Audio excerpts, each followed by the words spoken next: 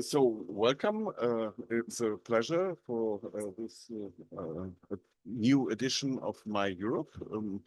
I'm really happy that we can discuss more deeply and focused on five perspectives of five participants, the issues of populism and humanism in the making.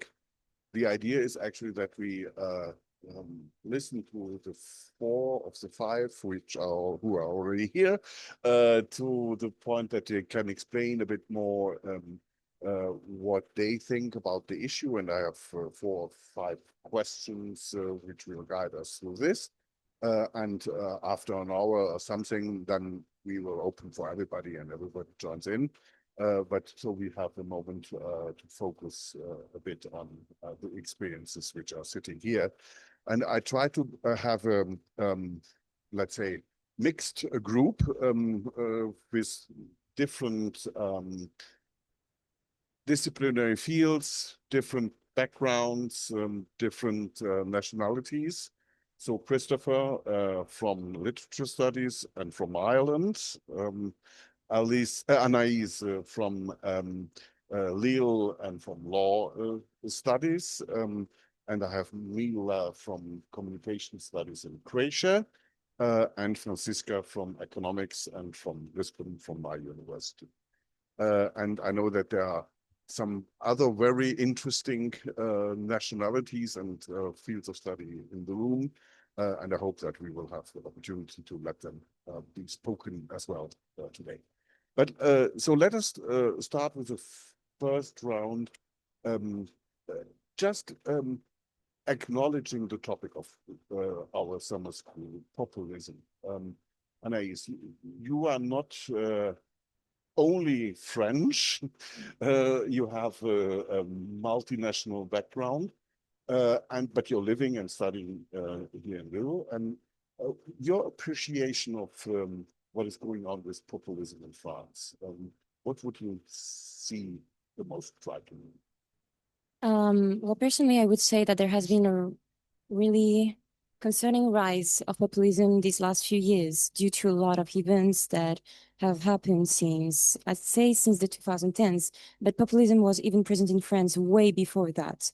But as a child, that's how I've seen it more, because there was a lot, for example, of especially in the far-right movement, of rising due to death of a lot of youngsters. For example, I think of some events as, for example, when I was born in 2005, there was the crisis of the, in French we say la crise des banlieues, which was a crisis that happened in a lot of cities outside in Paris because of the death of, I think, 2 or 3 young people that were fleeing from the police at the time after entering in a place where they shouldn't have been, in a central.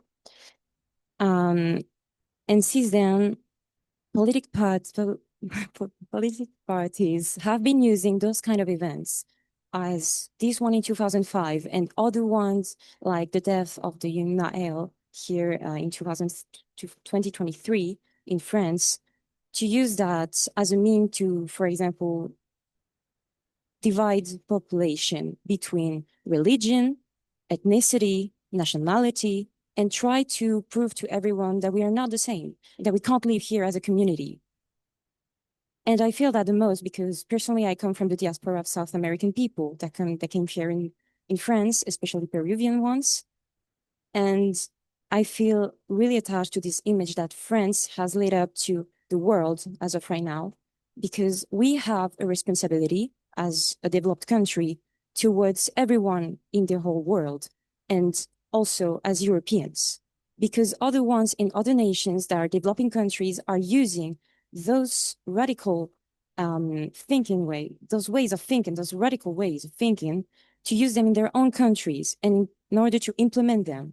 As for example, in Peru, we had, for example, Fujimori a few years back, in the 90s, for example, that literally did a genocide and using rhetoric from European radical parties saying that, oh no, indigenous people are not actual Peruvian people. And that can also be seen in India with the BJP party, for example, I think. Yeah, so thank you very much. That means for you, the issue of populism is not an abstract theoretical topic, but it's something that you really feel and to which you have also emotional exposure. Would I understand it right that to a certain extent you are afraid of populism taking over and making the life of the community of Ibero-American residents more fragile or vulnerable? I won't lie, we are not at risk. For example, as South American people, the most that we lived is discrimination, but the more further racism that really is implemented here is for people that come especially from the Middle East. They are the ones that have to live every day with stigmas, stereotypes, and racism that is ambient in this world, especially here in France.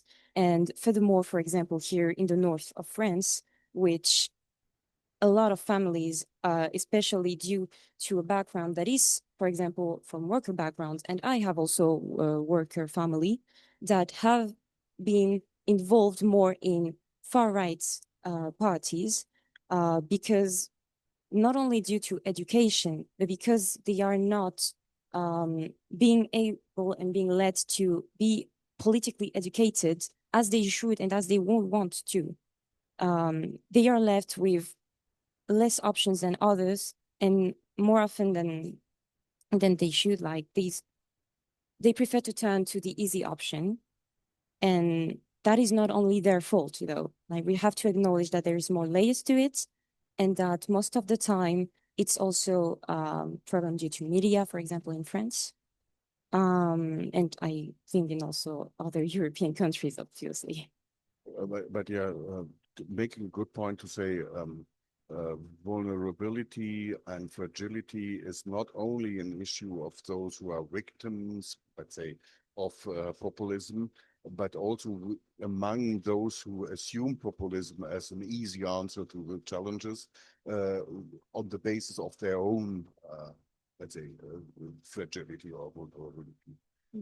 And I think looking at both sides, those who are afraid of those who impose populism, and on the other side of the motives which lead others to join populistic movements, I think that's a very important perspective.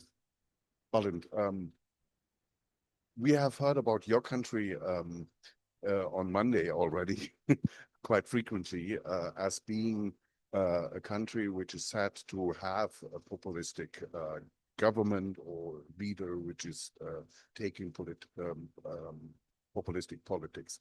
And how do you deal with this as young students and intellectuals in your country?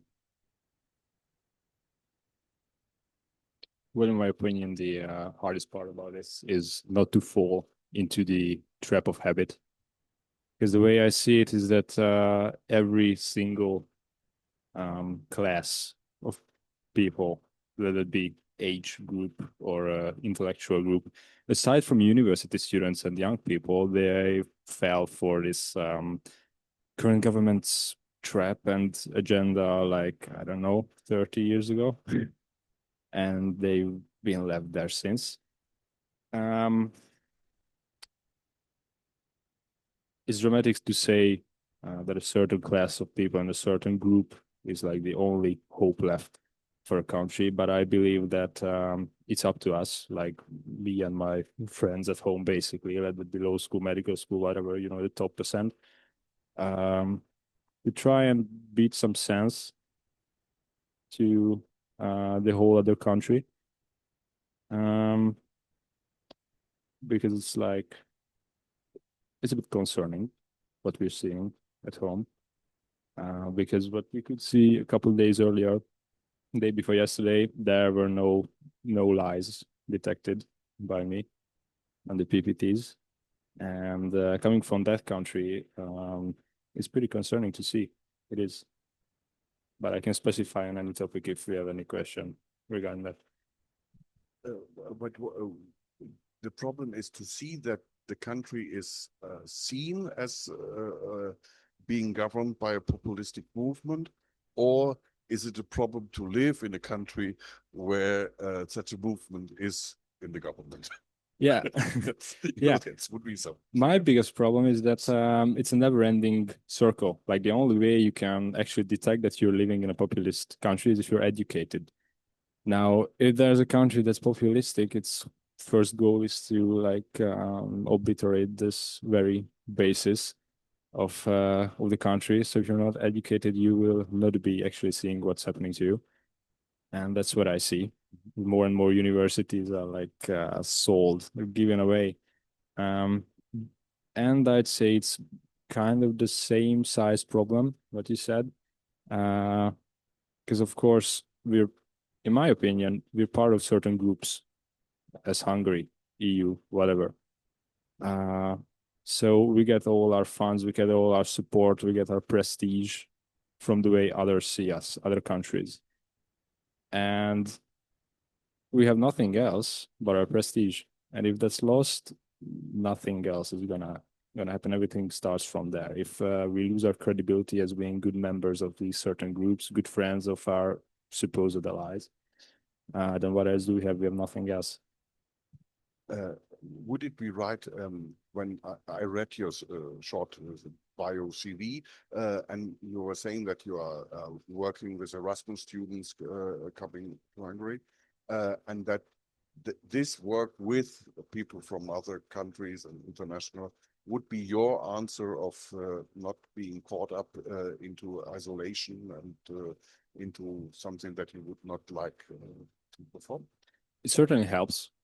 But I say working with Erasmus students is more like punch in the gut every semester, because they come here and it's like catastrophe tourism for them. Like, oh, it really is like that. And I'm like, oh, yeah. So it's like it should be a wake-up call for the country when they see that other cultures experience ours and they are a bit concerned. Not even scared, not even disgusted or whatever, but concerned. What is happening here? Yeah. They actually don't believe it, what's happening. But what you're saying is completely right. I think we should live with all the chances we have to connect with other cultures, because the way I see it in foreign politics on a grand scale, our biggest problem is that we are either losing connection with other nations or we are deliberately making them be lost. Yeah. So we should hang on to them.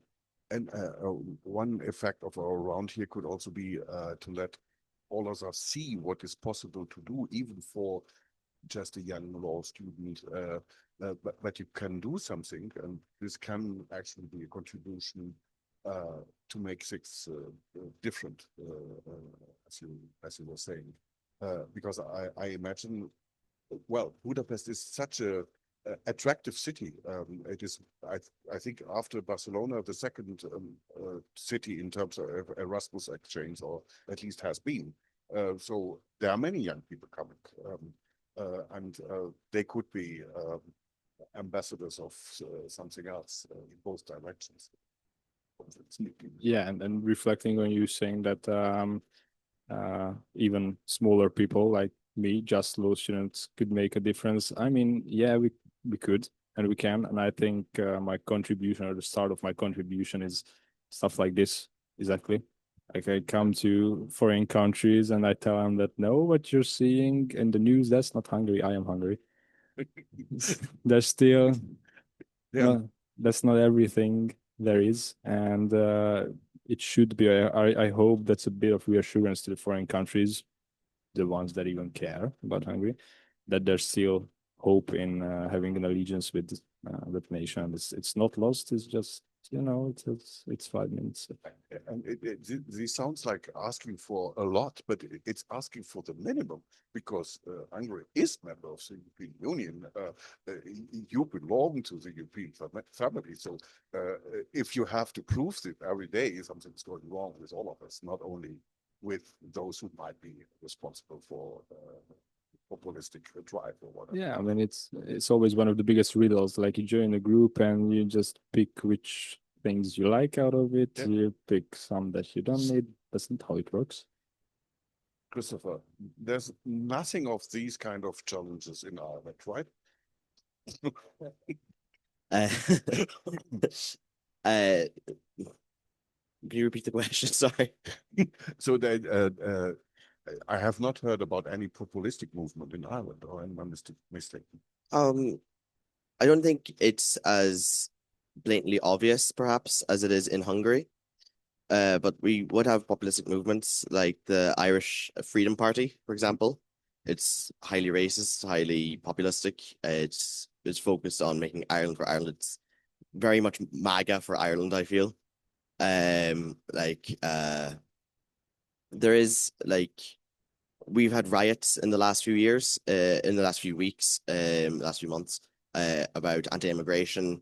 It's been in the news before about asylum shelters being burnt down.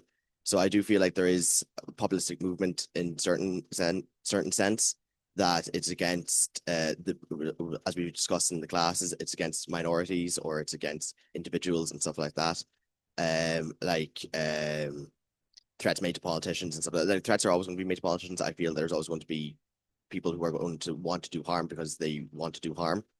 But yeah, and then recently for me, I suppose when someone asked the question in one of the classes that if is populism not the people, not a person, and somebody said no, but we need a charismatic leader type of thing. And for me right now, the charismatic leader for some people would be Conor McGregor, who is infamous in Ireland. He is a rapist, convicted, and yet some people call for him to be president of Ireland, you know?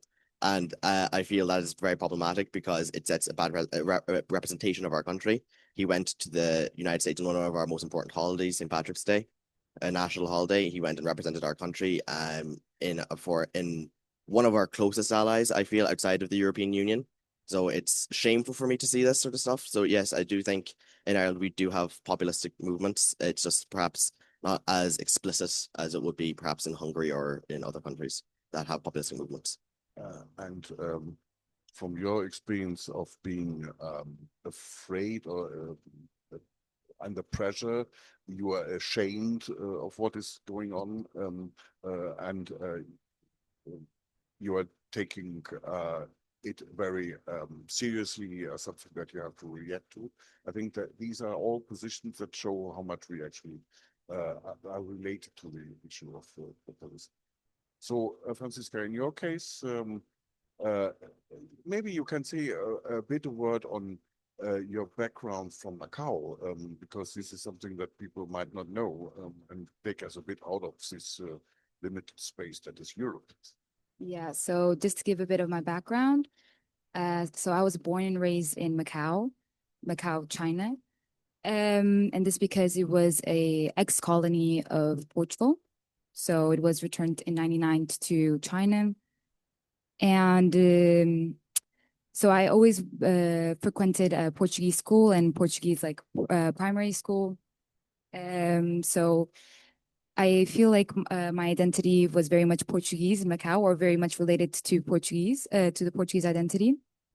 But my mother is Thai and my father's Portuguese. So I would say that my identity is split into three. So I don't fully feel Portuguese. For instance, when I went to Portugal to study study engineering at university, and then I transferred to economics because I found out that it was my passion. In Portugal, this to say that in Portugal, I don't feel completely Portuguese. In Macau, I feel more European because it's mostly a Chinese population nowadays. The Portuguese community is becoming smaller and smaller by the day. And in Thailand, I feel like a foreigner, but I do speak fluently. So my identity is a bit mixed. But I will talk about the populism in Portugal because it's the one I'm most aware of and it's the one that's rising. And also because I've been living in Portugal for the past 5 years to study at university.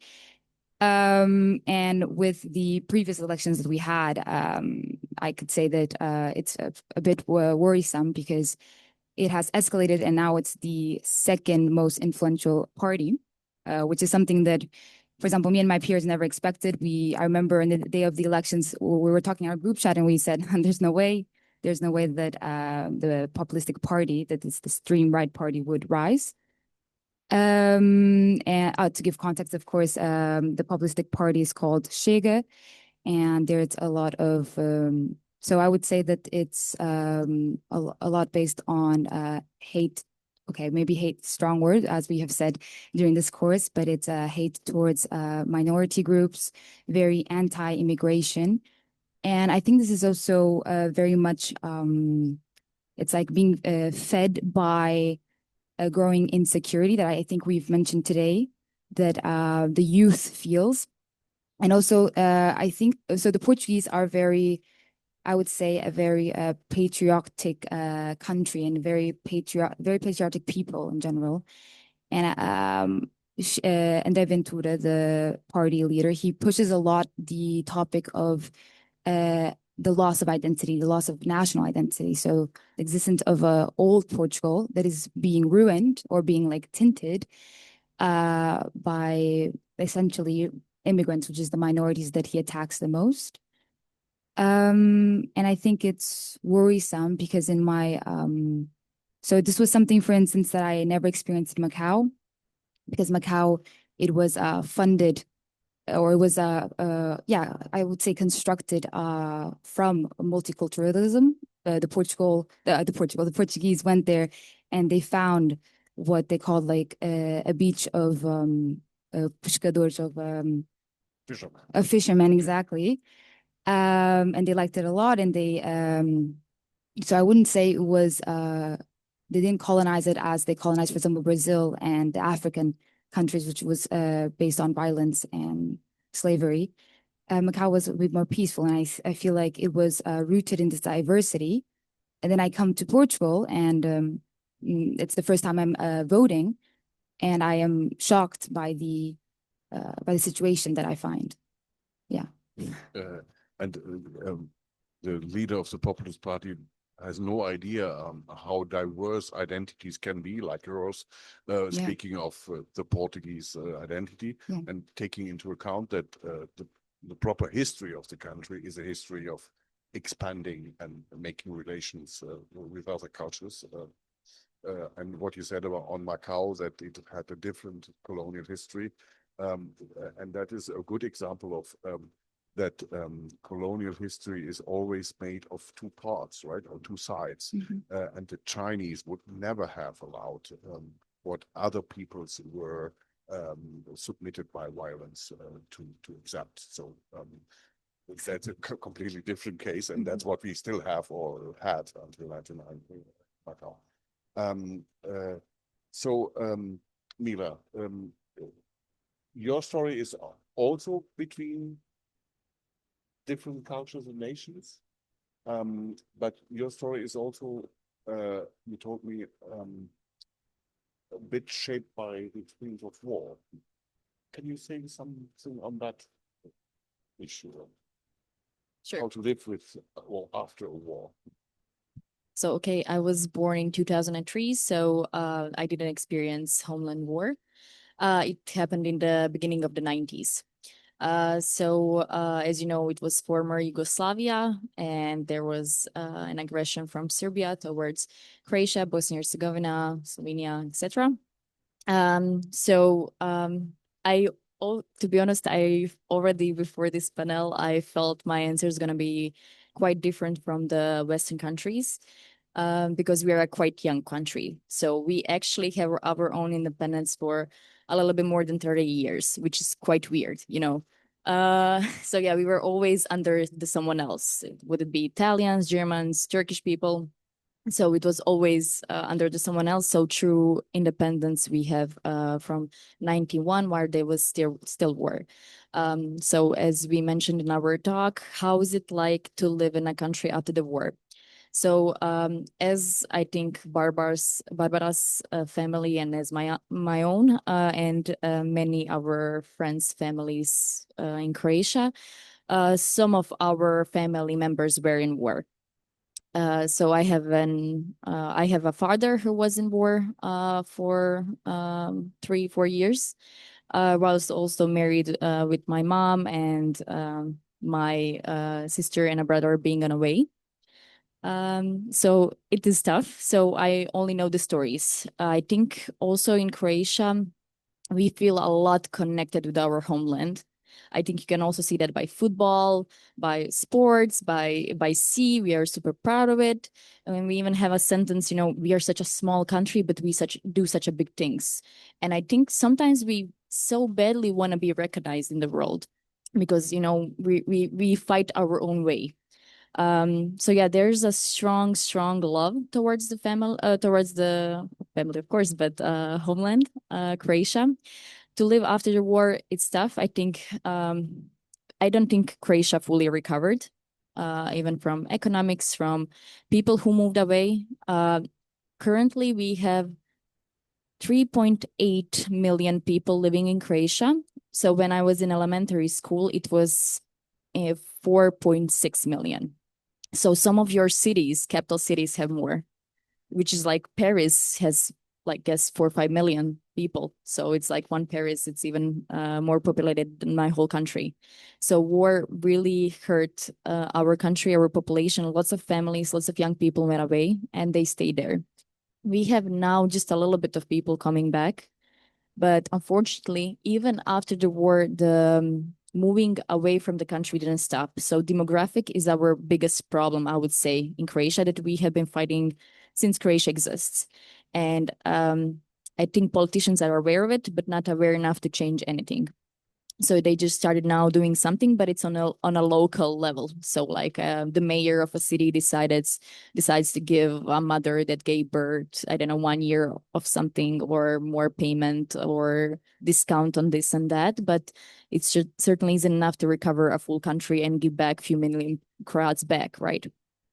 So I think demographic, it's like the biggest problem in Croatia. Of course, economics and all the stuff. Entering European Union helped quite a lot, but it also helped for young people to move abroad. So we saw opportunity to study somewhere else. We took it. So also in my family, I have a brother and sister living abroad. They also did study in Croatia, but they also studied in Germany and Austria, and they stayed there. So it's a common thing for a Croatian family to have a family all around the world. So yeah, it's tough. So we can discuss many things, but I think we do not have people anymore there. But the love is still quite strong, but because we're still quite young country. And I think that makes a whole of a difference if you're a young country and as a young country are proud of this independency, or if you are a very established country like France, Portugal is one of the oldest as well, in which you have a patriotism of a different kind.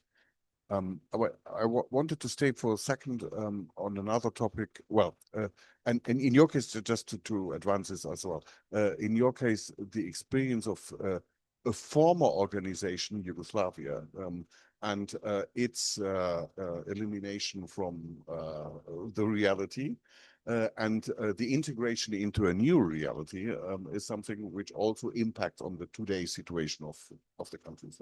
Yeah, absolutely. And when looking former countries of Yugoslavia, Croatia and Slovenia are the one who developed the most after war. Absolutely. But to be honest, I forgot the first. When you mentioned that my background is also mixed countries, I forgot to say that I actually live in Bosnia and Herzegovina, but it's quite complicated when you say that to people because the history of ex-former Yugoslavia is not so familiar. So I grew up in Bosnia and Herzegovina. Currently, I live in the capital of Croatia. I study there, but I'm a Croatian, so my nationality is Croatian, but I come from Bosnia and Herzegovina. So Bosnia and Herzegovina is, I think, the country that stayed like the most confused one. I don't know if you know the politics in Bosnia and Herzegovina, and that would populism would be quite interesting to discuss. So Bosnia and Herzegovina, it's like federation of 3 nationalities and 3 faiths. So you have the north part, which is the Republic of Serbia, where Serbs live. You have the middle part, Bosnia Muslims, and then you have west part, which is mostly Herzegovina, where I come from, and it's mostly Croats, 90% Croats. And then you have a country which is not easy to understand and not easy also to keep as a country alive and in peace. And that was the other topic that I wanted to pick up for a second. There was a German author who quoted other authors saying, well, the father of Europe is war. It depends on the language, and sometimes it's the mother. The mother of Europe is war. In the case of Croatia, certainly it is. What about Ireland and war? Well, for context, I'm from Donegal, which shares the border with Northern Ireland. And now Northern Ireland has been at peace now for 27 years, I think. Yeah, 27 years since 1998, since the Good Friday Agreement was signed. So kind of like Croatia, it's a fragile piece. It's only not even 30 years old. So it's a fragile piece, I feel. In my college, I must admit that I do know a bit about Northern Ireland and our relationship with each other, but I'm not the most informed person, I must say. But in college, our lecturers talk to us because we study I study Irish literature, obviously, as part of my course. So we talk about the idea of a united Ireland. And so many people nowadays talk about the notion of a united Ireland. And our lecturers say to us, in your lifetime, I feel there will be a referendum. In my opinion, I feel this referendum will fail because I feel that it will fail because it's such a fragile piece that people will not want to risk jeopardizing what we have now. Like even since Brexit, like things are still quite good, relationship between Ireland and Northern Ireland. But yeah, like I said, I was born in 2003, like Mila, so I have no experience of the war, but or the civil war that would have taken place, as we call it, the Troubles, because we like to give little nicknames to horrible atrocities in our country, like we called World War II the emergency.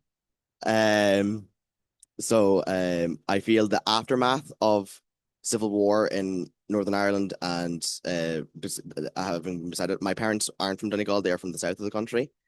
But I grew up with an air of tolerance, I feel, which was so important about respecting other people's differences. So it makes me really sad now in seeing my country, especially in Dublin, where most of the riots take place about anti-immigration or against asylum seekers or people of difference, because I feel for me, my country is very good. Like, I don't want to get into a different topic, but we expelled the Israeli ambassador because we didn't agree with what we're doing. But I think with what was going on in Israel and Palestine, but I feel sometimes that, I feel sometimes that war is going to be so important to our country's future in the future if another war were to break out, because neutrality is something that I am very proud of for my country. And I'm very proud of the fact that we did expel the Israeli ambassador.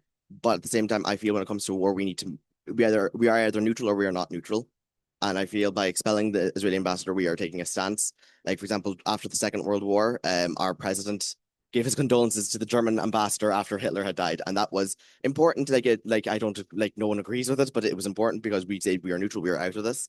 But I feel as we are part of the European Union now and we're part of it, we need to sort of re-examine it, our stance on neutrality and how we view war and how we view our space in it. I feel that it gets very confusing because like we have American planes that land with weapons in Shannon Airport, which is where my mother is from, and then they fly off to other countries and stuff like that. So I think war will be really important. It's a storied part of our history after 800 years of colonialism and then the Easter Rising, and then civil war in Northern Ireland. So I think war has shaped my country in so many ways, but I feel at the same time the way we view war now is going to change and our stance on neutrality will change also. And your examples are good to understand how difficult or even impossible it is to be neutral. Yes. At any moment. Before the war in Yugoslavia, people studied Serbo-Croatian language and Serbo-Croatian literature. Now they all study Croatian literature or Serbian literature, and they even translate Joyce into two languages. And how to make through literature, your topic, Yes. let's say a home for a national pride or a home for a national idea, right? That's what's going on, and neutrality is something that you can't really achieve. From Hungary's perspective, there's also a war close. Does that impact on the reality of the country? Well, certainly more than it should. Yeah. The thing with Hungary right now is that it doesn't seem like we're learning from history. Because Hungary started off as some really powerful, proud country. Like I'm talking 1,000 years ago, of course. And the leaders got so used to overcoming any hostile advantage that we won everything, that they still kept this mentality that we will win somehow. But then came First World War, then came Second World War, and it turned out we're not so good at war.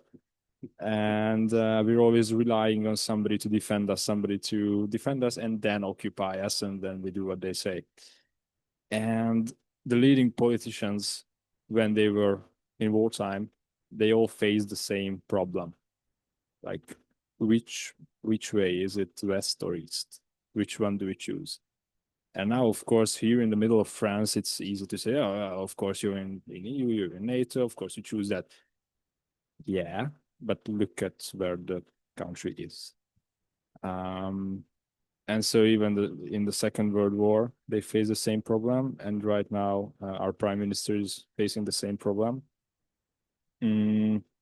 Like in one side, of course, you would say, of course, we'll be with the good guys, with NATO, with our own team, because that's what we signed up for. That's our squad. And the others are the bad guys, of course. But then again, the leadership has to take into account that the country actually has to continue existing, which means if we say, okay, we wholeheartedly stay with our own guys, NATO, and then what happens when they reach us? So it's a hard position. It was always called swing politics. I think that's the name. When the Hungarian leadership was trying to make friends with both sides, thinking that we will be like, I don't know, Switzerland in Eastern Europe, like we stay out of it. But instead, what happened was both parties deemed us traitors. But after the war ends, of course, it's easy to say what would have been the good decision. But when you're actually inside it, it's very hard to get sides. So I say this swing politics is one of the biggest problems and issues in Hungary, because we know it's not good. We know that in the long term, no matter who wins which side, we're going to be deemed as bad guys who didn't pick the right side. But at the same time, no one can tell you right now which would be the good decision. So yes, we are impacted by the war, even if it's not ours yet. That was, I think, an important word to add to it. So if it is true that young nations have a different approach to their nation and their identity than older nations, it is also true that the geopolitical or even geographic position of a country also impacts on what you can actually do and say and how you can perform. So a country which is neighboring to a country in war, or which is close to a threat coming from a bigger country, is in a different situation than when you're speaking from, say, France or nice Portugal, which is so far away from everything that you never get the war there. Yeah, exactly. Like, that's how it works. And I think it's something to consider also when we speak about populism, that it is the history of the nation which we are speaking from, and the place that we are speaking from that impacts on the vision that we have of populism. And it is not the same. If it would be simple to say, do it like this, it works everywhere, then we would have less problems in the world, and the world shows us every day that it is not as simple as it is. I would to a certain extent also take war not only as the father of Europe, but also to a certain extent an important element into populistic movements of populistic standing as a salvation of the nation, a protection of the nation. There are so many things populism can do, which other politics might not be able to do when we come to the issues of war. And I had thought of a third element that we could eventually discuss, and I would come back to you, Annelies, about community. You spoke about the Latin American community, but which is the community which actually you feel that you belong to at first, and which would be your reference, and which would be your, let's say, elective community? Well, it's kind of a really complicated question to ask because, and even more to answer. I wouldn't say that I actually feel more from one to another. I was raised in Peru, was born in France, raised in Peru, came back for my studies here, came back with my parents, but I still feel as I am both from France and from Peru the same. Let's say that the diaspora that we have here, this community that I feel in France, is also part of me, and I will never leave that. And it's not because I've lived more in one country or another that it would shape me differently, actually. But it is a question that is often asked to kids that are, let's say, mixed kids. And it is even more difficult when we take a stance from Peru that was a colonized country by Spain, yes, long ago, but we still feel the reflection as nowadays. While France, we were the colonizers. So it is really a big question and really difficult to take on that stance. But eventually, it also helps, I think, to reflect more and to reminisce more about our past, even more here in France. And I think, for example, since we were also in the topics of wars, or for example, for World War II, because in France, we also had a big issue of acknowledging that, yes, we were part of allies, but we also did things that were just not as good as we pretend to. And that is also something that we have a big trouble to acknowledge even more in our history lessons, for example, in school, even though since I think the past 10 years, it has been more common for us to, for example, acknowledge that there is the movement of, in France, we say Pétainisme, from the Pétain Marshal, that was the one that kind of sold us to the Germans at the time. But still, he did not just sold us, he worked with them, he worked with them. And being part of both of those communities, it actually really helps me to delve into these acknowledgements and to learn more, to educate myself, and also to be more part of critical debating about these topics. For example, 1 week and a half ago, I was in Brussels for the European Diplomacy Week, and we actually talked also about diasporas in Panama and also from other countries like Venezuela. And the Europeans that, for example, go to live there and the reflection about being European in another whole country and having to reflect about their identity also as mixed persons and as, for example, voters for the European Union elections and just their own European countries' elections. So yeah, I would say that being part of those both communities is really hard sometimes because we have to acknowledge both stances on a lot of different topics, but it is also really wonderful to being able to witness such different communities to sometimes even merge themselves. But it would not take you to neutrality, take up what you were saying, but to a commitment to different sides or yes. attention to different sides. Is that one? Yes, of course. For example, when we were saying that, for example, I was kind of scared of this rise of populism, I wouldn't say that it's just a static scare or just a neutral one. It's a scare that actually helps me more to fight against it.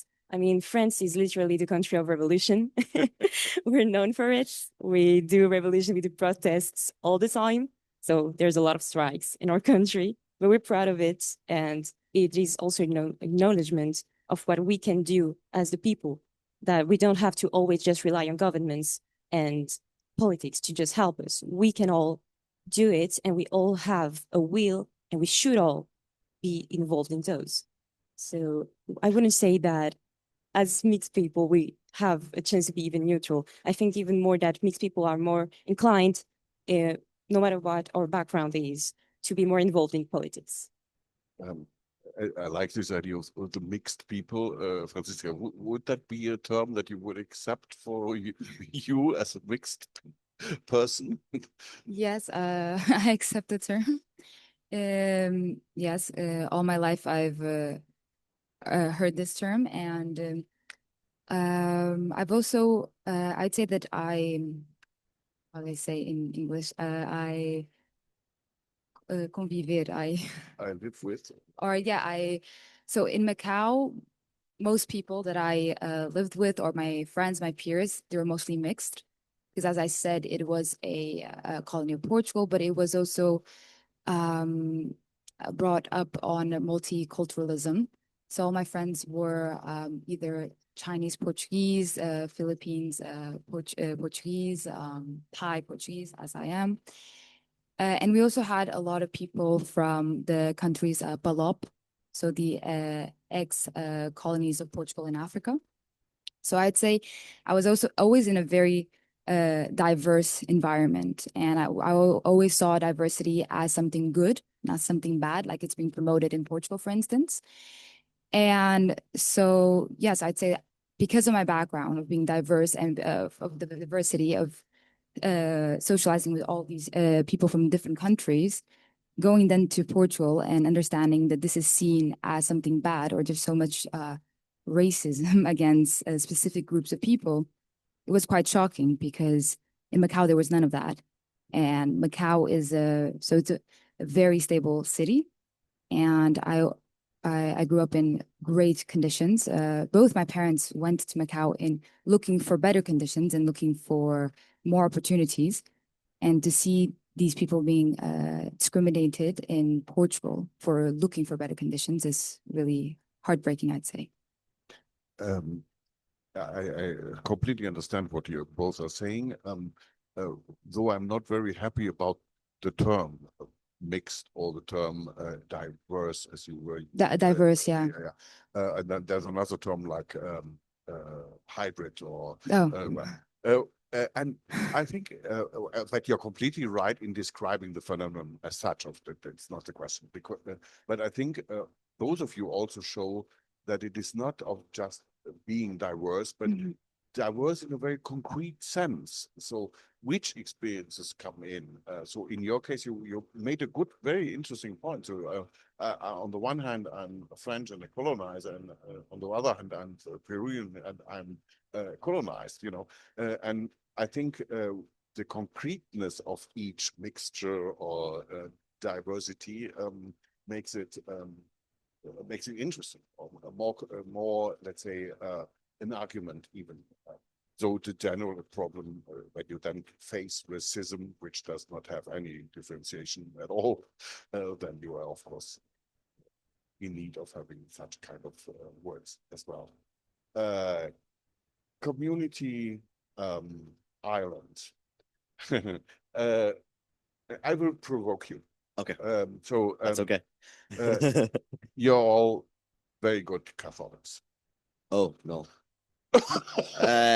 Well, firstly, I am gay, so I fail in that. I fail at the first hurdle. So yes, that has to be proven that you are fail at the first hurdle. But well, well, when I was, I'm embarrassed, but when I was, I shock you. I'm sorry. No, you didn't shock me. Well, I always thought that Poland, Portugal, and Ireland are the Catholic countries, Spain as well, the Catholic countries. And they're not. I mean, Italy. You're. No, I'm just rephrasing my question because it could be understood wrongly. Is there any dimension of this Catholic past or this Catholic, let's say, identity over that is a difference between the British and Ireland and so on? It has been a motive of war, of civil war. Yes. So we cannot deny that it has been an important feature in history, Yes. right? Is it gone? No, it's definitely not gone. I mean, we're here now as part of the European Federation of Catholic Universities. I attend, obviously being here, I attend a Catholic university, Mary Immaculate College in Ireland. I feel, just to sidestep for a moment, I feel that when it comes to the notion of identity, for me, Anna is an Irish person. I've talked to so many of my peers here today, and they ask me, like, what's it like being Irish? And I'm like, I don't know. I feel more European than I do Irish. And I felt so ignorant on Monday because I did not know most of the questions or prompts that Sarah gave us or the history. And I felt so ignorant because I consider myself to be European, but I don't know my history. So it was frustrating, but because I just finished an Erasmus mobility a week before I came here to Denmark. And I had this huge international community. Like my two best friends were from Czech Republic and Canada. And I know Canada is not part of European Union, but not yet. But I had so many European Union and European friends that I had made there. And for me, friends is something that I would have struggled with because Donegal, it's a beautiful, beautiful county and I love it so much, but it can be complicated. My parents are from the south of the country. Donegal is in the north of the country. So it's sort of like you go to the north of the country and say, oh, you're from the south. It's like, no, I was born and raised in the north. And then you go to the south and you're not accepted there. So it can be very frustrating because like each part of Ireland can be so distinct and so like almost isolationist in some senses that I feel I connect more to my wider European brothers and sisters than I would sometimes to my Irish brothers and sisters. But I feel for me personally that my Irish identity is I have a bit of a dysphoria with it, and I feel that's true for lots of Irish people. That after 800 years of colonization or colonialism, it's like, who are we now that we are 109 years independent and our own country? And then it really bothers me when people who come to our country then who have an identity and then Irish people get mad at them for having their identity and living in this country. It's like in our country, it's like, no, you should be embracing them and adding their culture and identity to our identity because I feel like identity is something we need to develop more. So I feel like a lot of people cling to Catholic identity because it's something we can connect to. It's something that we can say is almost ours. But I feel that can be dangerous in some cases as well because, like, sure, there has been religious wars. There was religious wars in Ireland between Catholics and Protestants in Northern Ireland. So I feel that we need to be careful how we choose to identify ourselves, and we need to find a more personal and less institutionalized idea of what it means to have an identity. But like, yes, Catholicism would still have a thing, would still have a big part to play. I'm not practicing all the time, but I mean, on Monday we went on the tour guide, and I felt compelled in the church there was to light a candle. I paid the €2 for the candle. I didn't agree with it at first. It was like, this is €2. I don't have that much money. I'm after finishing in Denmark. I have no money, and yet I'm doing this. But I feel it is a part of my identity, my Catholicism. I completed all my rites. I am a godfather to my cousin. So Yep. yes. So but let me say, you really disappoint me because I already knew that the ladies would have a complex answer on this community issues, but that not even Ireland gives an easy answer shows that it is really complex to speak about identity. You're totally right. You don't disappoint me. Last round before we get some questions from your side or comments.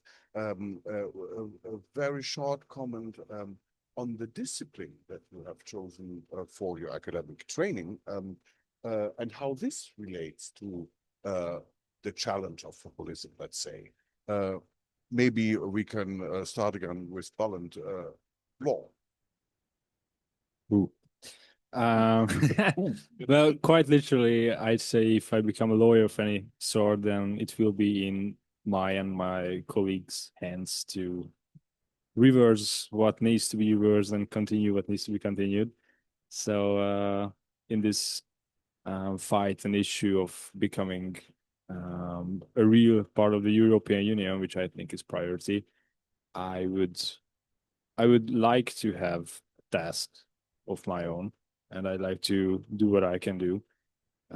So that's why I think that we have some big things in our hands right now, and we should keep our spine back at home until we finish school, and then we have to choose well, because big things are depending on us. I was just looking whether Johannes is still here, but he is not, I think. But he would agree with you that very much of the future of Europe depends on the right lawyers and judges at place. That's the argument that we heard on Monday as well. Franziska, economy, good or bad for populism? Okay.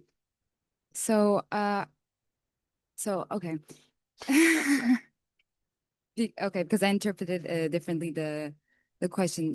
But I think so economics is very, very important for populism, especially because I think the economy of the country is something that everybody considers very important. Economists consider it sometimes the most important, or sometimes the only important field. So they only look at the GDP, they only look at the money the country is making. So I relate this a lot to Macau. For example, Macau is a country that has a city that a special region that is very proud of its GDP, is very proud of the quantity of profit it makes and how that gives its citizens a very good quality of life that you don't see in Europe. And it's a very big difference. So I'd say that economics is very important because of this reason. And also because the parties push a lot the fact that the country is unsatisfied with its economy. So Portugal specifically, this is one thing, something that I was very shocked about is the taxes that we pay and the ratio between the salaries and the quantity of tax we pay, which is something that a lot of the parties push for this, because especially the young generation is migrating a lot because they're not satisfied with this ratio. They're not satisfied. They think they don't have a future here. And so that's how it really correlates with politics, how politics push a lot for the fact, oh, we're going to put the minimum wage up and we're going to go push the taxes down, but it's much easier said than done. And so, yeah, I feel like this is how it, honestly, the relation to politics and how they use this discourse also to attract a lot of youth and the young voters. Christopher, literature is key to fight populism, right? Absolutely. Thank you. No, absolutely. I study English language and literature and media and communication studies, a joint bachelor's at my home university. But I do feel that literature is the most important thing to fighting populism. I know that's a grand statement to make, and I'm biased because I'm a literature student. But for our travelogue, we had to pick a seminal text, and for me, it's only 2 years old, but Prophet Song by Paul Lynch, I feel, is our seminal text when it comes to fighting populism, especially in Ireland, because it is about the idea of the rise of a totalitarianism regime in Ireland. It's completely fictional, of course. But I feel sometimes that our country is 109 years old. It's independent for 109 years. We've older history. Every country has older history, but like in the eyes of the UN or the EU, we are 109 years old. But I feel that a lot of the time with neutrality and stuff like that, that we think to ourselves, oh, what happens in Germany cannot happen here. What happens in France or Spain or Portugal cannot happen here because we are different, we are new, we are better or something like that. But I feel that this book is so important to us. I feel like everyone should be reading it, especially for the Leaving Cert. Because number one, it's fantastic. If you want to read something about with literary techniques, it's fantastic. But I feel that it's discussion about how we can be blind and slip into totalitarianism or authoritarianism. It can affect us all, and I think it's an important wording for us to have as 1984 or the Hunger Games or Fahrenheit 451 or what's the other one? Brave New World. Showed for other countries. So yes, I do believe literature is absolutely crucial to fighting populism because it's freedom of speech, freedom of expression, and it's what we need in order to show and open up the eyes of people, because nothing changes the world like a good book. Anais, law for a person who is simultaneously a colonizer and a colonized? Well, I chose to learn international and European law here in the Catholic University of Lille. I think that this degree has bring me so much more than just thinking that, yeah, we're a colonized country. But most of all, it's because it helped me to feel more European. And that in a way that I'll always be thankful to this university, because before that, when I was still a youngster up until high school, I've always thought that being European would just like, even more for the European Union, was just a way to be more, to get a more fast entrance in the queue in the airport. And that was it. But obviously, since then, I really feel European. I love being part of the European Union even more. And this identity, this cross identity between all nations into Europe is really what drives me to want to work one day, maybe for the European Union, want to work for Europe, even as a whole. I want to specialize, for example, in space law, but still I want to work for our Europe. And for example, I was, I think, the 13th and 14th of June in Strasbourg at the Parliament for the European Youth event. And it was marvelous to witness 9,000 young Europeans being there and being able to talk about politics, being able to talk about what makes Europe, Europe, and being really responsible about it, and also proud of being European, and witness how we can improve it also for others and for ourselves too. Great, yeah. And Mila, for you, it's easy to answer this question, right? Absolutely. Of course, I'm going to be biased. So I study communication sciences at Croatian Catholic University in Zagreb. First, why I chose it. I chose it in the last years of my high school because, to be honest, I fell in love with people. I fell in love with communication, generally, how people communicate, nonverbal communication. I fell in love with interpersonal communication, interpersonal communication. So I think I just, inside of myself, I have a weird love for people. But when it comes to populism, yeah, it's a powerful tool. But of course, as I said in the beginning, I'm going to be biased because everything we even do this is communicating. So even this panel is this. So communication sciences is not just mass media, social media, politics, PR, journalism. It's not only that. Even when you think about past, even when you think about your own personal lives, where are the most conflicts because of the communication? Something wasn't communicated clearly. So I think, of course, that communication and words can truly change the world. And even when we read a book, for example, you're also communicating to yourself. You're imagining it. The way you walk today in a room, that's also communicating, nonverbal communication. The way my portrait is like this, the way I look at you, it's also communicating. It depends how you, of course, see it. So even when you analyze media and when you analyze politicians, you always, what he said, the way he said it, or the way he did this with hands, or many other stuff that we have drama in Europe.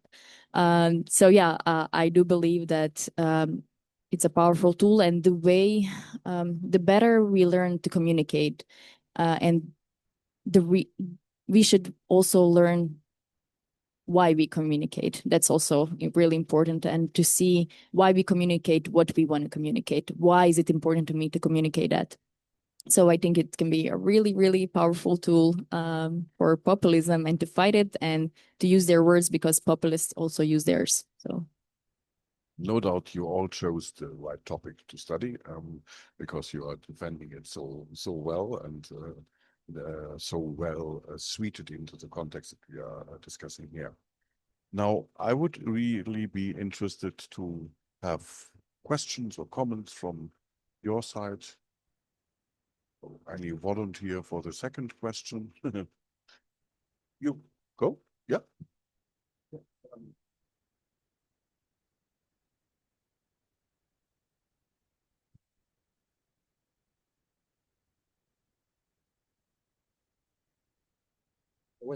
I was wondering, like, in order to have hope, what can be done, like, to change these situations? Because, like, we are seeing that Europe is like has to change, like this current like yeah, the current situation and dynamics that are following like populist parties. So how can European countries cope with that populism? So before I give the microphone to your colleagues, I will answer in the name of all of them. Study what you study. Study law, study communication, study literature, study economics, and all the other stuff that you are studying, and try to be aware of what is going on in the world. Well, to be honest, I think you asked a really complicated question, and like what we can do about Europe, it's like not even politicians can answer that, who are way more educated and experienced than us. But I would also get back to something that I study, I think the power of word. Mentioning the war in ex-Yugoslavia, I think I mentioned to you, Peter, about it. At one point, the war was a couple of years there, and at some point people had nothing, they had nothing to hold on. There was no help from the outside, even though we looked for it. The help entered maybe later. So there was nothing we had, right? And what they had was hope. What they had was praying. So you didn't ask me about Catholicism in Croatia, but my answer would be way more simpler than theirs. It literally gave us hope when we had nothing. For example, I'm going to give you a personal example, which makes me always quite emotional. So when my dad was in war, my mom went to Germany to her parents to be safe. At one point she told me, Mila, I didn't know if your dad's going to survive. And I wouldn't be here today, if my dad didn't survive. But I also wouldn't be living in one of the most beautiful countries for me in the world if my dad didn't fight. So, I would actually say if my dad didn't defend the country, because we didn't want to fight. We just wanted our own independence. So yeah, what I also wanted to say, what gave them hope in their relation was, they wrote each other's letters, or there wasn't WhatsApp or Facebook to, put a like or to send a heart, but they called each other once a month. And the power of words, and like when we think about our first president, Franjo Tuđman, we are really proud of him. We always say, there will never be another president like him. He died actually during the war, I think in 94. But what he gave us was also hope. The songs, for example, helped a lot Croatian soldiers to fight. The songs, homeland songs, you can call it nationalist today, but at that time, it straightened our soldiers. It gave hope to my dad at one point. So I mean, your question is quite big it's quite a complex question. Like, what can you do about Europe? What can you change? But I think you can always use the tools by your words. Like, no matter is it mass media, no matter is it literature, no matter is it your voice, no matter is it protests in France, I think you can use your word, and you can use the voice, because we are all given it. So yeah. For me, when it comes to finding hope for Europe, or the idea of like what can we do, I think it's important to examine hopelessness, because I think if we understand what breaks us down, what separates us apart, we can understand more about what we need, what we hope for. So again, I'm like a broken record here. I shall talk about dystopian literature. I love dystopian literature because I feel that even though in these bleakest of moments, in like 1984 is a very bleak book, you can find hope in knowing that you are learning, you're being educated. So again, I remember from the lecture on Monday, I can't remember his name. I think Johannes was it. He talked about the importance of education. So like, do what you're doing now, be educated, go to summer schools, go to talks, read books, read newspapers, but definitely examine what you think would make you hopeless, and then through that you find hope.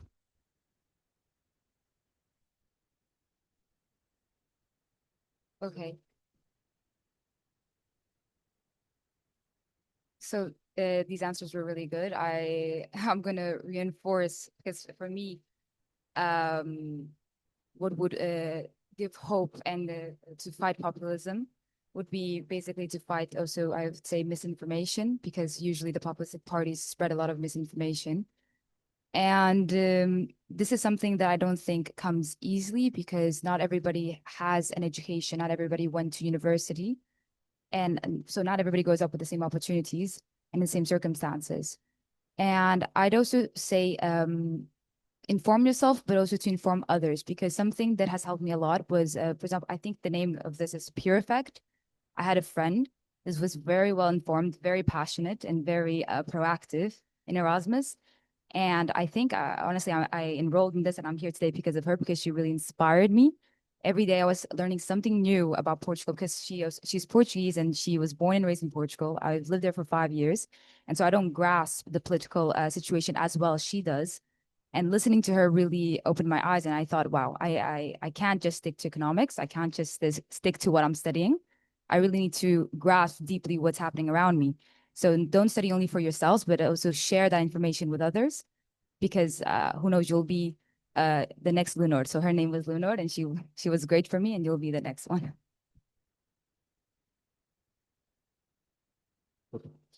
Well, I think that's one of the best questions today that I've heard.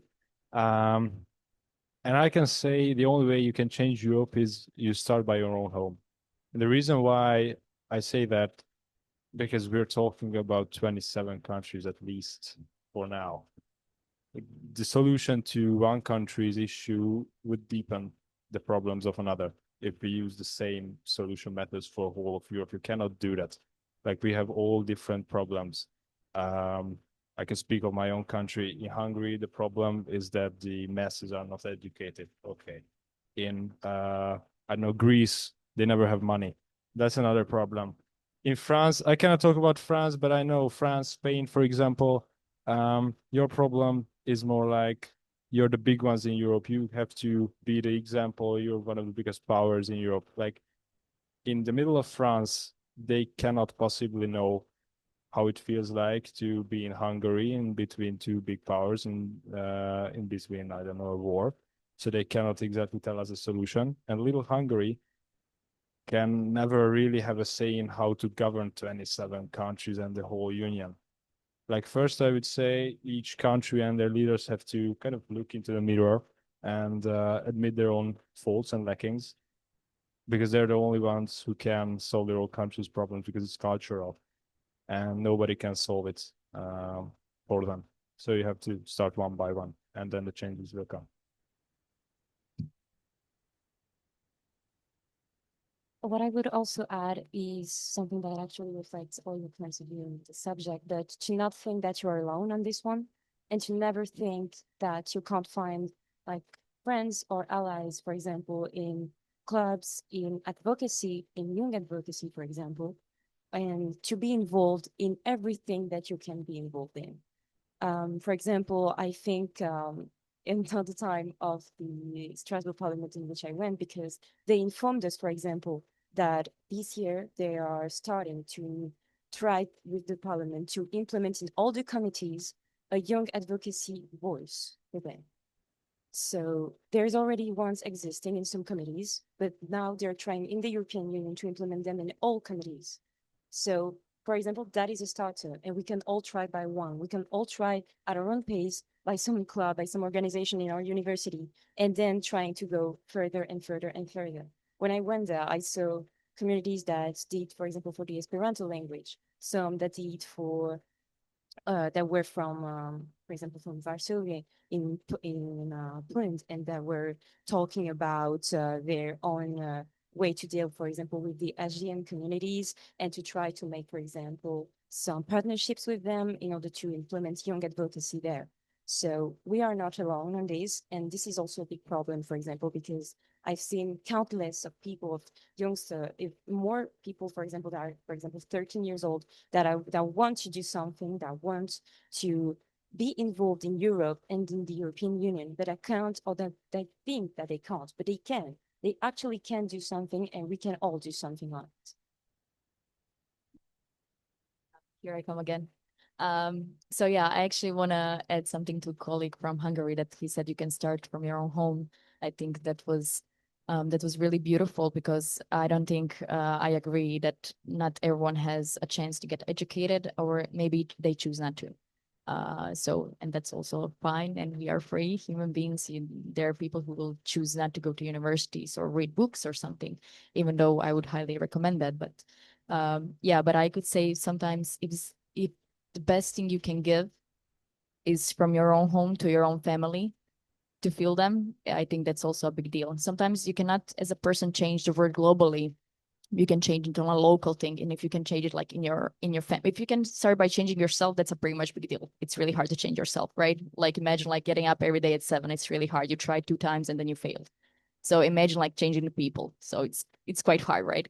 So if you can start by yourself, that's like I think huge step. And then if you can start from your office or your family or locally, that's already something amazing. And one of the professors, what I absolutely love, mentioned today, encyclics from late Pope Francis, Fratelli Tutti from 2023. Thank you so much for that, by the way.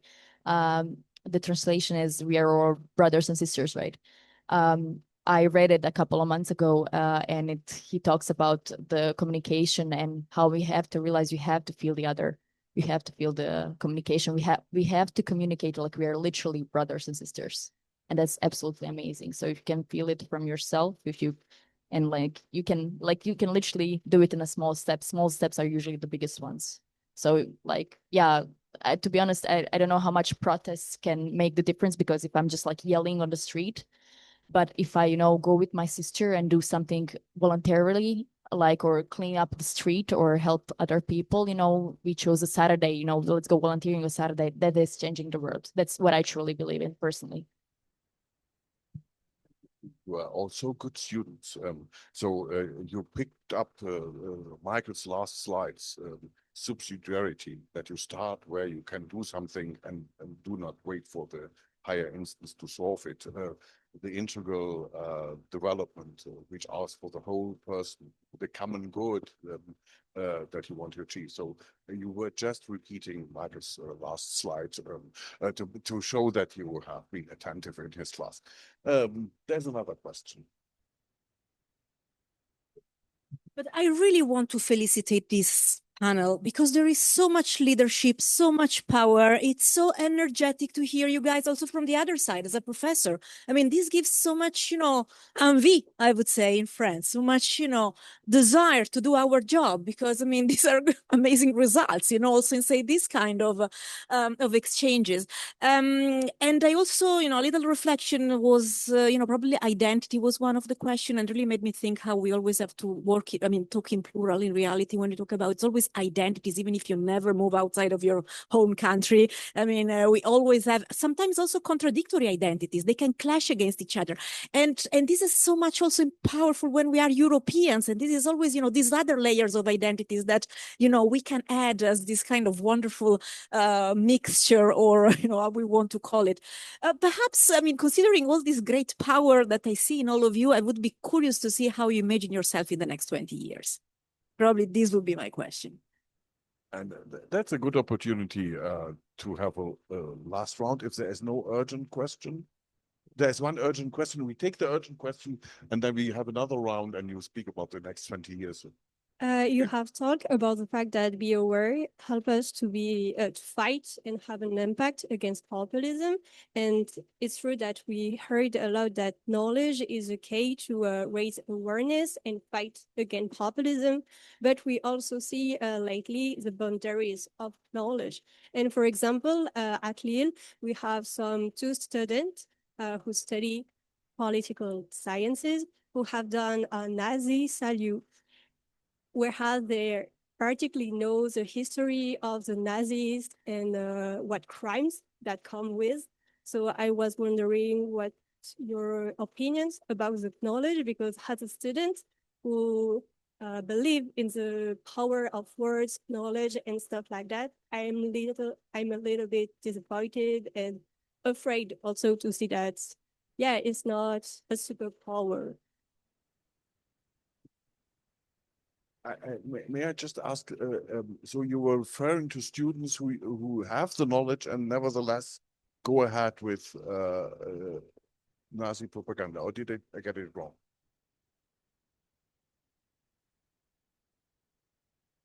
Yeah. Well. and also the crimes, the genocide and stuff like that. So we really study how racism is dangerous, even with our colonial background. And for example, at La Cato, with ISPOL, so political sciences, we also study history, political, and we fight against racism with knowledge, but we have, even with this knowledge, students that keep thinking that Nazi regime is a good way to think and that they want to come back with that. So I'm like, it's afraid. It's really a very difficult question. What do you do with those who are resistant to learning and refuse to see the consequences of history? Maybe one of your colleagues has a good answer to that. I would not have. But let's, so this question and the next, in 20 years, where are you then? So I answer both. I answer both now. Yeah. Okay. Yeah. I suppose when it comes to people resisting knowledge or wanting, like, I'll get personal. It's something that bothers me. And I've said it to people here today and over the week. My aunt said something I consider to be very stupid not that long ago, that said joining the European Union was the most stupid thing we've ever done because we have less money, we have less freedom, all that sort of stuff. She was 2 when we joined the European Union, so she has known nothing but us joining the European Union. She didn't go to college.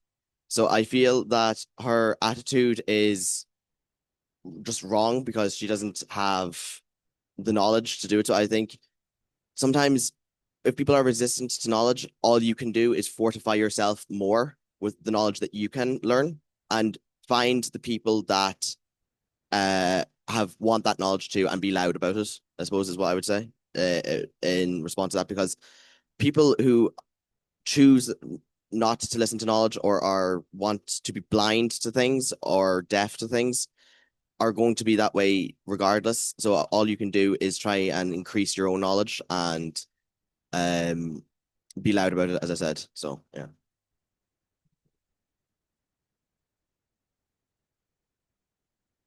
Yeah, I don't think this question probably referred to me in my country. I don't know. And I don't know an answer, but I would to be honest, I quite didn't understand it, but it's that problem. The way you said it is just like when you think in English and it's another language, it's really hard to get it. But I would refer to Christopher. I disagree with him in some point. I don't think they refuse knowledge. They're just not aware. And I think there's difference. And like when he said, what can you do? You can definitely gain more knowledge, but you can gain more empathy towards others. Because when I talk to my grandma, she still thinks that Yugoslavia was the greatest country in the world. And she thinks that studying communication science means that I just speak. So, and I cannot change her knowledge, and she's, trust me, not willing to read any more books. And she didn't read any books probably. So I cannot change her mind, but what can get it, it's empathy. Like she was born in 1944, I think, like imagine how much difference and experience is. Like she lived in 3 countries, she experienced 2 wars, it's like her husband died, my grandpa, it's like completely different lives, right? So it's like what I can do is not change my grandma, like I can just give empathy. And I think, yeah, and of course, I would like to gain more knowledge. Like, and I don't think that there will always be people who think differently than you. But like sometimes you have to understand why they think the way they think. That doesn't mean that you support their idea. They just mean that just mean that you are kind of like a bigger person. Like just you have your knowledge, you have your attitude, you have your identity, but you also put in empathy. You're not fighting there's like one saying in Croatia, like you cannot put 5 liters in a cup of coffee, right? You cannot explain more from the capacity they have. So it's like if they do not have capacity, just accept them, and that's fine. So maybe if someone wants to answer this question, so later we're gonna say where I see myself in 20 years. So, and thank you for your comments. I just wanted to add an experience that I had another time in Strasbourg. I know I talk about it a lot, but it is really relevant. There was a workshop about living books. There were people that had lived experiences and were coming here to tell us about it. And one of those families was actually an ex-Nazi family. and they were really young. The parents were 30 years old. So, and they went here and they talked to us about how they achieved to leave the Nazis regime and how they achieved to leave literally their own families that are still Nazis up to this day. I spoke more with the mother, and she told me about how when she was a child, she was forced to go, for example, in Nazi schools still that were banned afterwards by the German government. Her father was a policeman that was really brutal, and as of this day, he's still a policeman while being a Nazi. And she has cut all contacts with all her families. And the thing that really made her click how to leave this family, how to be aware of things, how to literally not be a Nazi nowadays, is when she found her husband, actually, who was also part of these same Nazi movements at the time. And I think, as for example, both of you have said, that we can't actually do anything at all, like conceptually for those people. We can try as much as we can, but when they do not want to, they won't want. And if they don't want to read books, they won't want to read books. But sometimes, wonderfully, miraculously, something happened and they actually click how to leave those type of movements. As for these family had, for example, when they met each other, they literally learned that they could actually be something more than just being Nazis and being part of protests in the streets for all their life and having to put that on the shoulders of their own kids. So yes, that's what I would say. Well, I also found an answer. I would answer with your quote. Fratelli tutti, even them. You understand? So, Franziska, in Yeah. 20 years. Okay, we're switching. Okay. I was preparing the other one, but well, in 20 years. Okay. Okay. So okay, I'll speak a little bit about the close future and then hopefully I will get there to the further away future. So right now I'm finishing my I finished my bachelor's in economics, which is it's a great moment for me, especially because I started in engineering. So when I moved from Macau to Portugal, I entered in the Instituto Superior Técnico, and I first started off studying mathematics applied to computation because I believed that I had a great passion for mathematics. I loved mathematics in high school. Then I realized after a year, this wasn't at all what I wanted, and I switched to aerospace. But here the criteria was completely wrong because the criteria was, I was seeing my peers doing very well in aerospace, and I said, I want to be that successful and I want that life for me. Wrong criteria. I lasted one semester. So, and then I found economics. So what was missing was basically more of the humanities side because I was studying so hard and I was achieving good results, but I didn't see a point in it. So I didn't see a point in determining the velocity of an object that was falling. Like, for me, it made no sense. I needed to understand what was happening around the world. And even in discussion with my peers, I understood that we actually don't know what's happening around the world. We don't know anything. I mean, it was also COVID-19, a lot of misconception, a lot of people having very, let's say, maybe racist ideas against China, and me coming from China, just trying to defend a bit myself and my country in a way. And so I found economics to be a perfect blend of mathematics, so very analytical subject, but also implemented in the real world. And then I'm here to also understand a little bit more about the real world because economics doesn't do it justice, I think.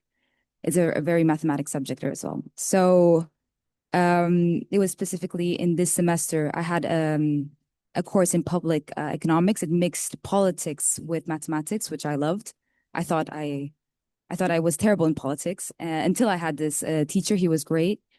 Okay, but before that, just to continue, I see myself pursuing master's in business analytics, which is programming applied to economics.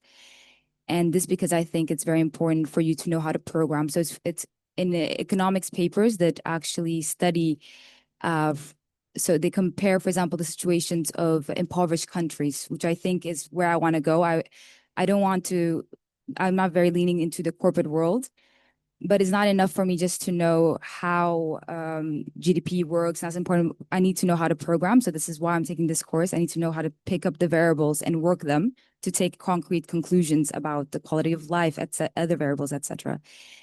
And then since during the master's, I'll be a research assistant to my teacher, maybe a doctorate in the future.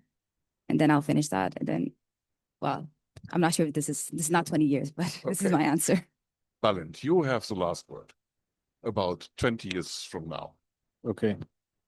Sorry, the gentleman wanted something. You wanted to ask? Is it over? Okay, one short question and then you. Okay. Please go. It's a. No, we have no time. Okay. So last word. Okay, so 20 years. Okay.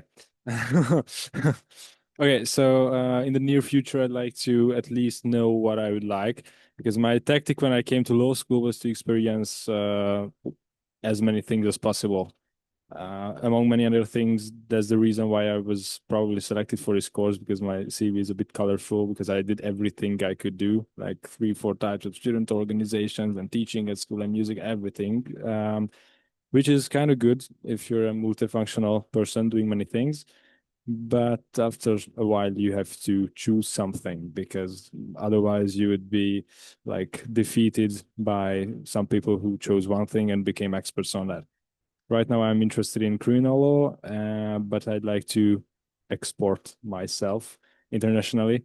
So I was thinking of maybe NATO at some point, or something EU. I'm interested in those. Yeah, but we'll see. And or teaching somewhere abroad, maybe here. I don't know. This is my first time feeling European, so that's great.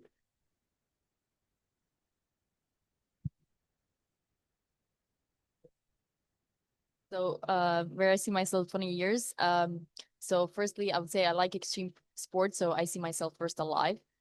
No, really, like, yeah. So it's like I love paragliding and stuff. So it's like if I'm alive, it's gonna be great. So if I'm alive, I'm gonna be 44. So that's menopause. So that's also something. Yeah, you know, it depends on a woman, but see, genetically, it's quite something. But I if I go a little bit deeper and not funnier, I would see myself definitely to serve a society in no matter if I pursue more communication or something else. Sorry. And I also see myself as having a family, being a mother and a wife. So yeah, I see myself multiplying. Yeah. Okay.